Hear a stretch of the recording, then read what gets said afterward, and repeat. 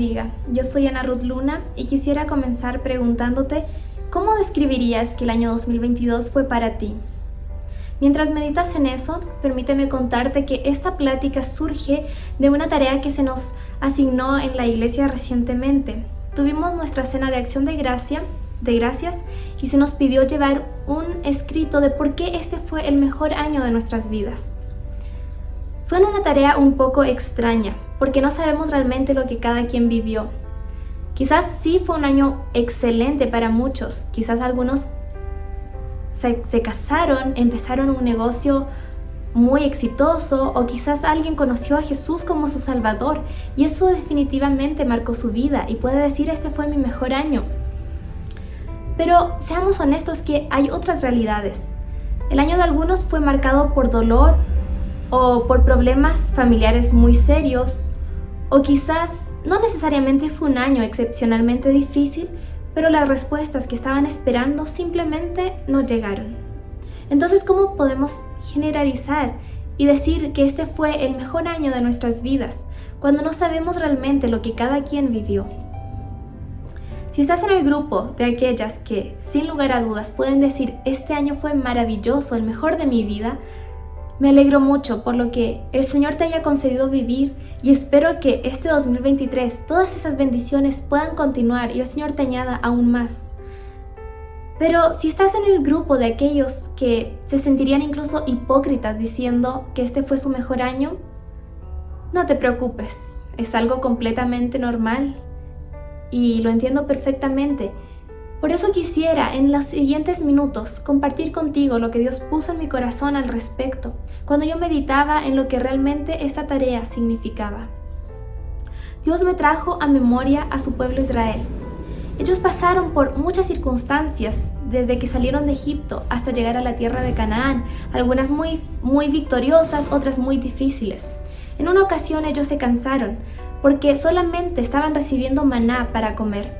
La Biblia dice que ellos lloraron y dijeron, ¿quién nos diera a comer carne? Nos acordamos del pescado que comíamos en Egipto de balde, de los pepinos, los melones, los puerros, las cebollas y los ajos. Y ahora nuestra alma se seca, pues nada sino este maná ven nuestros ojos. ¿Por qué se quejaban los hijos de Israel? ¿Era acaso el maná una comida podrida o algo como estiércol?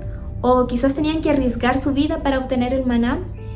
La Biblia nos responde, era el maná como semilla de culantro y su color como color de bedelio. El pueblo se esparcía y lo recogía y lo molía en molinos o lo majaba en morteros y lo cocía en caldera o hacía de él tortas. Su sabor era como sabor de aceite nuevo. Y cuando descendía el rocío sobre el campamento de noche, el maná descendía sobre él. O sea, el maná era la comida más fresca que ellos pudieran obtener. El maná era versátil y para obtenerlo solo debían dispersarse y recogerlo. Entonces, ¿por qué se quejaban realmente? El pueblo de Israel se quejaba porque querían variedad. Ellos, como cualquier ser humano, tenían antojos y anhelos.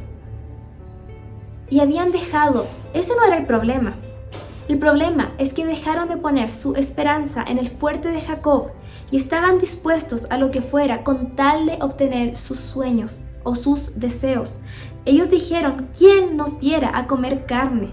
No les importaba quién, no les importaba cómo, lo único que querían era ver sus anhelos cumplidos. Este año quizás tenías, como el pueblo de Israel, una lista de anhelos y deseos o sueños, pero no se cumplieron. Quizás el Señor no te los permitió, solamente Él te dio su maná. ¿Qué es el maná? El maná, dice la Biblia, que es el mismo Hijo de Dios, es Jesús quien descendió del cielo para dar vida al mundo. Quizás en este año, en medio de tus circunstancias, lo que te sustentaba no fueron las alegrías del éxito o de las relaciones, de las amistades, simplemente fue su presencia. Él solamente te dio su presencia para que vinieras a Él y eso te sustentara. ¿Te fue suficiente eso o deseabas algo más? ¿Crees que el corazón de tu padre fue suficientemente bueno como para darte cuenta que lo que Él te dio era perfecto y no había nada mejor para ti? crees que lo que has recibido este año no nació de tus errores, ni nació de los errores de otros, sino simplemente fue el pan que descendió del cielo, directamente del cielo, para darte vida. Y ahora que estamos a punto de comenzar otro año, ¿estarías dispuesto a confiar nuevamente en ese Padre Celestial como para decirle, sé tú mi sustentador en este 2023, aunque eso signifique ser alimentada solamente con maná y no con la carne que yo he deseado? Para completar la respuesta que Dios me dio, quisiera compartir contigo un mensaje que marcó mi vida este año. En este mensaje el predicador hacía referencia a una frase hebrea, Dayenu. Dayenu se puede traducir como eso nos habría bastado. Esta expresión se encuentra en un canto de gratitud que los judíos cantan para la Pascua, y en este canto ellos van enumerando uno por uno los beneficios que el Señor le dio a su pueblo Israel. Pero antes de mencionar el siguiente favor, ellos dicen, si no nos lo hubieras dado, nos habría sido suficiente. Voy a darles un ejemplo. Si Dios hubiera partido para nosotros el mar, pero no nos hubiera hecho pasar por él en seco, Dayenu, nos habría sido suficiente. Si nos hubiera hecho pasar por él en seco, pero no hubiera ahogado en él a nuestros opresores, Dayenu, nos habría sido suficiente. Si hubiera ahogado en él a nuestros opresores, pero no nos hubiera provisto de nuestras necesidades en el desierto por 40 años, Dayenu, nos habría sido suficiente. Si nos hubiera provisto de nuestras necesidades en el desierto por 40 años, pero no nos hubiera alimentado con el maná, Dayenu, nos habría sido suficiente. Seguramente tienes anhelos, como cualquier mujer, y eso está muy bien. Quizás eres una joven con una hermosa familia, pero quieres un esposo. O quizás tienes esposo, pero quieres hijos. O quizás tienes hijos, pero quieres salud. O por el otro lado, quizás tienes una vida muy pacífica, pero quieres un mejor empleo. O quizás tienes un buen empleo, pero quieres un mejor lugar para vivir. Para ti es ese canto Dayenu.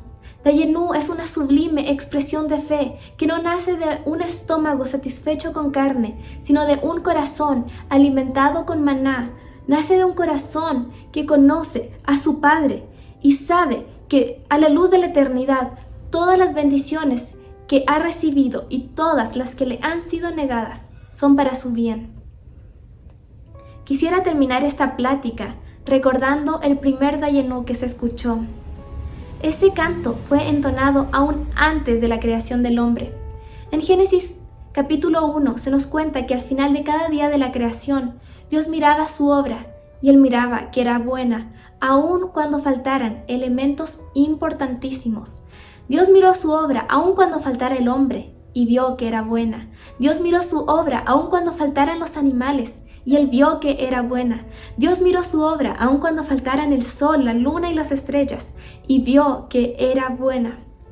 Este año quizás faltaron muchos elementos importantísimos en tu vida, pero nada puede detenernos de cantar Dayenu y ver que la obra de Dios en este 2022 ha sido buena.